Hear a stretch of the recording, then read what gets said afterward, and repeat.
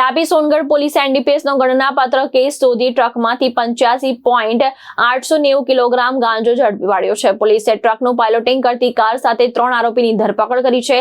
₹64,36,500 નો મુદ્દામાલ કબજે કર્યો છે. સોનગઢ પોલીસને મહારાષ્ટ્રના નવાપુર તરફથી શંકાસ્પદ માદક પદાર્થ લઈને ટ્રક સોનગઢ તરફ આવવાની બાતમી મળી હતી. બાતમીના આધારે ટ્રક રોકી ટ્રક કેબિનમાં બનાવેલા ચોરખાના અને અન્ય જગ્યામાંથી ગાંજાના 43 પેકેટ મળી આવ્યા હતા. કુલ 85.890 કિલોગ્રામ ગાંજાની કિંમત ₹42,94,500 આંકવામાં આવે છે.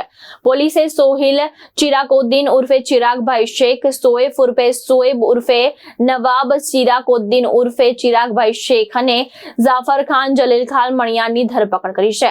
ગાંજો મંગાવનાર અને પૂરો પાડનાર અકીલ નાસિર ખાન પઠાણ તથા આદિલ સોહેલ શેખને વોન્ટેડ જાહેર કરવામાં આવ્યો છે.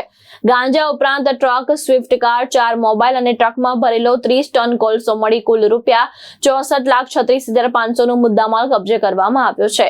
આરોપી ઓડિશાથી મોટી માત્રામાં ગાંજો ખરીદી ટ્રાન્સપોર્ટ નેટવર્ક મારફતે સુરત અને અન્ય સ્થળે પહોંચાડતો હોવાનું પોલીસ તપાસમાં સામે આવ્યું છે. સોનગઢ પોલીસ મથક એનડીપીએસ એક્ટ હેઠળ ગુનો નોંધી વધુ તપાસ હાથ ધરવામાં આવી છે. ગણેશ ગુર્જર, દ્રષ્ટિકોણ ન્યૂઝ, તાપી.